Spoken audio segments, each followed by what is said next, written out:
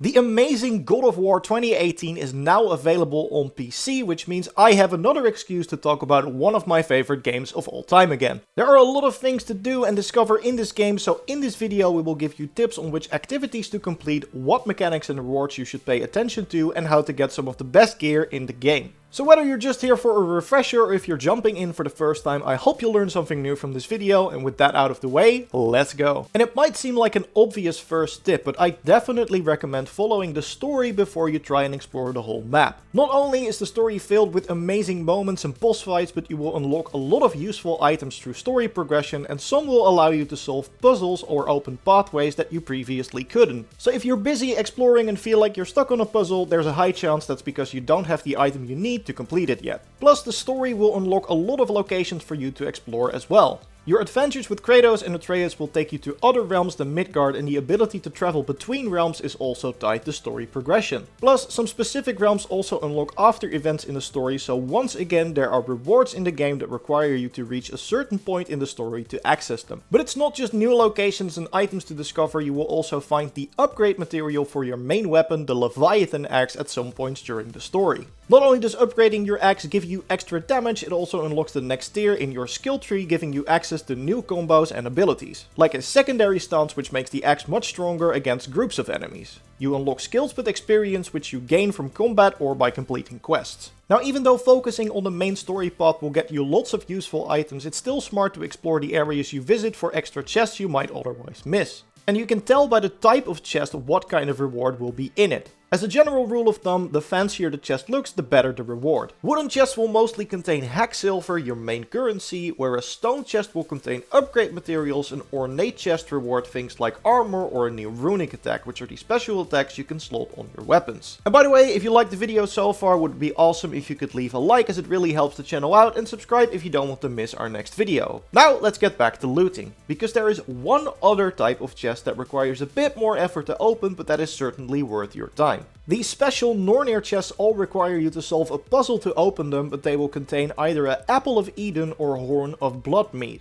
Collecting 3 apples will upgrade your maximum health, and collecting 3 horns will upgrade your maximum rage, so definitely something to look out for. For these puzzles, the solution is mostly linked to the runes on the actual chest itself, so see if you can find similar runes or something that activates them in the environment and check what you can do with them. And when in doubt, throwing your axe is always a safe bet. And if you want to be as strong as possible during your journey through the Norse realms, it's always smart to check in with the dwarves Brok and Sindri when you come across them. They will serve as your vendors for the game, and at given points in the story, which is usually when you reach a new location, they will upgrade their inventory with better armors and other gear for you to buy. They also offer upgrades and armors for Atreus, or as Kratos likes to call him, boy, which are very useful and should not be overlooked. Another useful thing the dwarves will sell you after a bit of story progression are resurrection stones, which can be a literal lifesaver during a difficult encounter. Having one of these in your inventory means you can call for Atreus as your health hits 0, so he can come running in and revive you. You can only carry one of these at a time, and it gets consumed if you use it to revive, but having one really can come in clutch if you just need to get in a few more hits on a boss or if you are close to completing a difficult encounter. And speaking of difficult encounters, if you like to challenge yourself, then there are a lot of activities in this game that will not only give you a satisfying challenge, but also some great rewards. First of all, there are 2 optional realms, Muspelheim and Niflheim, which you need to unlock by finding the special chest with a mask floating in front of them that contain language ciphers. Collecting 4 of a kind will open up travel to the corresponding realm.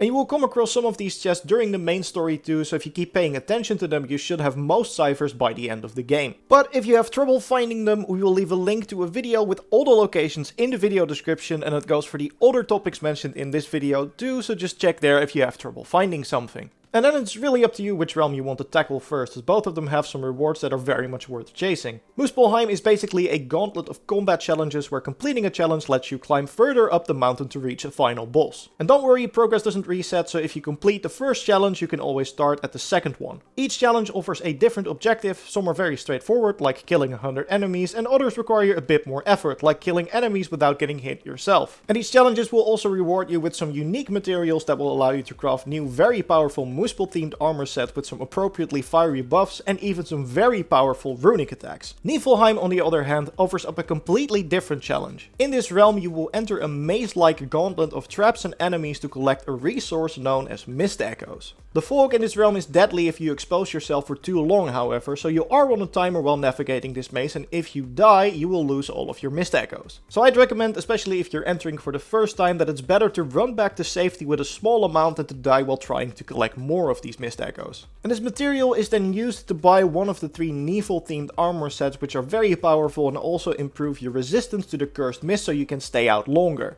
And another thing you need mist echoes for are the reward chests locked in the central chamber of the maze. And both of these locations are actually required for my favorite endgame questline, the Valkyries. There are 8 of these hidden throughout the world and you will need to beat all of them in combat to continue this questline. Most of them hide in hidden chambers marked by this mirror-like rock that requires a story-related item to open, but one of them can actually be found at the top of the mountain in Muspelheim and one is hidden within the Niflheim maze. Defeating all of them will allow you to unlock a final boss fight, which is really challenging, arguably the hardest one in the game, but this questline gives you a ton of rewards, including a great armor set and a pommel for your axe. So if you're up for a bit of a challenge, I highly recommend going after these after finishing the story. That final fight is so good. But if being curb stomped into the ground by an angry winged Valkyrie seems a bit too daunting, and to be honest, who can blame you, there are a lot of other side quests you can complete that are a bit more laid back. 2 in particular I'd recommend are the questlines for the dwarves Brok and Sindri. They will take you to a lot of interesting locations and at the end you get all the materials you need to craft another amazing armor set, so it's definitely worth your time as well. Another thing worth chasing, although it's not entirely its own questline, are the dragons that are chained up in the world. Now you might be wondering why you would go around freeing dragons, and the answer to that would be the dragon tears they give you when you free them. This is a unique material that you need to upgrade the shattered gauntlet of the Aegis Talisman that you can eventually turn into your very own Infinity Gauntlet. Yeah, you heard that right, this talisman is one big reference to the MCU, and back when the game was released on PlayStation, Jordan already made a video on it, so if you want the full details on how to get that, I recommend giving it a watch. And in general, upgrading your gear is a good idea for multiple reasons. First of all, upgrading a piece of gear will upgrade the stats and the level on an item. Levels are pretty important because your power level, which is displayed above your stat bar in the inventory, is mostly determined by the gear you are wearing, so the better your gear, the higher your level. Another benefit is that sometimes upgrading gear grants it more enchantment sockets, which means that you can slot more gems into them to make it even stronger with powerful passive buffs. On top of that, enchantments have power levels as well, so these too will increase your overall strength. And if you're wondering where to collect the resources you need to upgrade armors, or if you're looking for a specific resource in particular, having a look at the resource screen in your inventory is a smart idea. Some resources can only be found in specific locations or gathered from specific enemies, like Dust of the Realms that you get from completing realm tears, or Traveler's Armor shards that you get from defeating Traveler enemies. The descriptions in the resource screen will hint at or sometimes just outright tell you where you should look to find a specific resource, so if you want to know where to find a particular material, there's a good place to start. And finally, since this video is more of an overview of the game, if you want more in-depth info on some of the topics mentioned here, we have a playlist with God of War videos up on the channel. These were of course made during the release on PlayStation in 2018, but the information in them is still relevant for if you're first booting up the game on PC in 2022.